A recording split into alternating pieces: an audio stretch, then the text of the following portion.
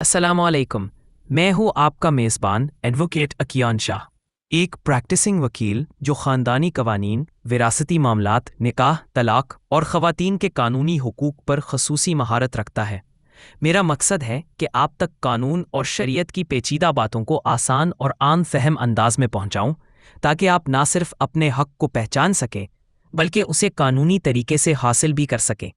अगर आपको किसी भी किस्म की कानूनी रहनुमाई दरकार हो तो वीडियो के आखिर में दिए गए नंबर पर बुला झिझक राब्ता करें। अब्बा जी के इंतकाल के बाद सब भाई बहन इकट्ठे हुए। आंखें नम थीं और दिल बोझल। किसी ने कहा, अब्बा जी का मकान तो यादगार है, इसे तकसीम कैसे करें? 6 बहन भाइयों के बीच में एक ही मकान। एक और आवाज़ उठी, गाड़ी भी तो है, वो किसको मिलेगी? और मोबाइल फ़ोन। सवाल ये था कि आखिर क्या क्या चीज़ विरासत में आती है? क्या सिर्फ ज़मीन? क्या सिर्फ कीमती अशिया? नहीं, शरीयत कहती है जो कुछ भी मरहूम छोड़ जाए वो विरासत बन जाता है। चाहे वो 1000 रुपए हों, मोबाइल हो, कपड़े हों या जूते, हर चीज़ का हिस्सा होता है और हर वारिस का इस पर हक। ये जज्बात का नहीं, शरीयत का मामला है और शरीयत में माँ, बेटी, बीवी, बेटा सबके हिस्से मुकर्रर हैं। घर का माहौल जज्बाती था। एक भाई बोला, ये मकान तो अब्बा जी की यादगार है, कैसे बेचते? लेकिन कानून कहता है कि विरासत का माल यादगार नहीं रहता, वो सब के लिए हक बन जाता है।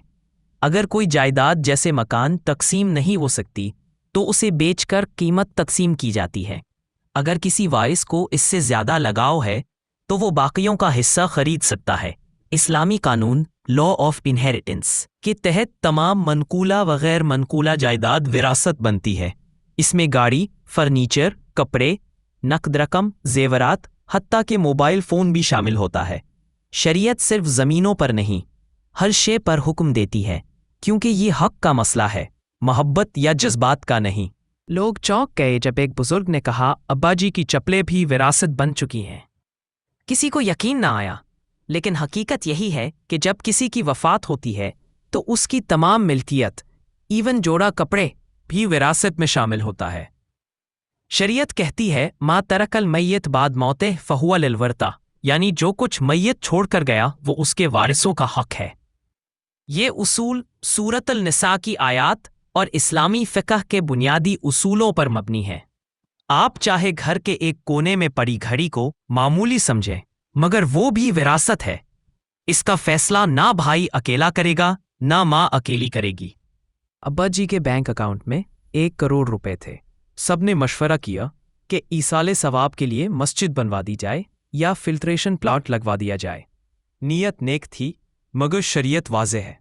विरासत बनने के बाद वो रकम अब तमाम वारिसीन की मिल्कियत है। कोई फ़र्द, चाहे वो सबसे बड़ा बेटा ही क्यों ना हो, अकेले फ़ैसला नहीं कर सकता। अगर सब वारिसीन बालिग हैं और रज़ामंद हो तो खैर, लेकिन अगर उनमें नाबालिग बच्चे हों तो उनका हक महफूज है, उनकी इजाज़त काबिल कबूल नहीं। उनके हिस्से को तब तक नहीं छेड़ा जा सकता जब तक वो बालिग ना हो जाए। ये बात इस्लामी कानून विरासत का बुनियादी उसूल है। बड़ा भाई कहने लगा, मैं सबके हिस्से का ख्याल रखूंगा, मुझे सब पर एतमाद है, मस्जिद बनवा देता हूँ। मगर एतमाद का कानून में अमल दखल नहीं। इस्लामी कानून कहता है, ला वसीयत लिवारिस इल्ला बिइज़्निल वरता, वारिस के लिए कोई वसीयत मोतबर नहीं जब तक बाकी वारिसीन इजाज़त न दें। मस्जिद बनाना नेक अमल है, मगर इसके लिए किसी वारिस का हिस्सा ज़बरदस्ती नहीं लिया जा सकता। हर वारिस पहले अपना हिस्सा ले, फिर वो चाहे तो इसाले सवाब करे। और ये उसूल न सिर्फ शरीयत का हिस्सा है बल्कि पाकिस्तानी मुस्लिम फैमिली लॉस का भी बुनियादी जुज़ है, जिसकी खिलाफ वर्जी काबिल गिरफ्त है। सब भाई बहन इकट्ठे बैठे। बात हुई कि मरहूम वालिद साहब के कपड़े, जूते और ज़ाती अशिया का क्या किया जाए। कोई बोला फ़कीरों को दे दें, कोई बोला यादगार के तौर पर रख ले। लेकिन उसूल यही है कि इन सब अशिया की मालियत लगाई जाए। अगर काबिल तकसीम नहीं तो उन पर मशवरा किया जाए और जो भी फैसला हो वो सब वारिसीन की रजामंदी से हो। अगर किसी को एहसाले सवाब का इरादा है तो पहले अपनी मिल्कियत हासिल करे, फिर दिल खोल कर दे। शरीयत, कानून, अखलाक सब यही कहते हैं। हर एक का हक है, नीयत अच्छी हो तो भी तरीका दुरुस्त होना चाहिए। अब सवाल उठा, कितना कितना हिस्सा बनता है? शरीयत और पाकिस्तानी कानून विरासत।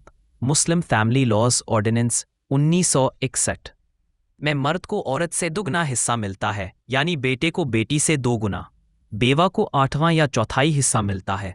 ये मैयत की औलाद की मौजूदगी पर मुनहसर है। वालदैन भी वारिस होते हैं और हर एक का हक मुतय्यन है। जज्बात की बुनियाद पर हिस्से का तयन नहीं हो सकता। अदालत में अगर किसी बहन ने भाई के खिलाफ हिस्सा ना मिलने पर दावा कर दिया तो शरीयत और कानून दोनों उसके हक में फैसला देंगे, क्योंकि ये खुदा का दिया हुआ हक है, भाई का एहसान नहीं। आखिर में बात इस नुक्ते पर आ गई कि क्या बेटियों को हक मिलेगा। कुछ बोले हमारी बहनों ने तो माफ़ कर दिया है, मगर माफ़ करने का अमल भी एक उसूल के तहत होता है। अगर दबाव में आकर या लाइल्मी में कोई खातून अपना हक छोड़ती है तो वो माफ़ी शरअन मोतबर नहीं। कुरान कहता है यूसीकुमुल्लाहु फी औलादिकुम अन्निसा आयत 11, यानी अल्लाह खुद विरासत के हिस्से मुकर्रर करता है। जो अल्लाह का मुकर्रर करता है उसे रोकना, छुपाना या दबा देना न सिर्फ जुल्म है बल्कि क़यामत के दिन उसका हिसाब भी होगा। बेहतर यही है कि दिल बड़ा करे, बहनों को हिस्सा दें और रब को खुश करें। अगर आपको ये मालूमाती वीडियो पसंद आई हो तो बराह करम इसे अपने दोस्तों और अजीज़ों के साथ शेयर करें। वीडियो को लाइक करें और हमारे चैनल को सब्सक्राइब करना ना भूलें, ताकि आइंदा भी आपको कानून, शरीयत और विरासत से मुताल्लिक अहम मालूमात बर वक्त मिलती रहें। अगर आपको किसी भी कानूनी मशवरे या रहनुमाई की ज़रूरत हो तो बराह रास्त राब्ता करें। एडवोकेट इक्यान शाह 0302 6111 222। हम आपकी कानूनी रहनुमाई के लिए हमेशा हाजिर हैं।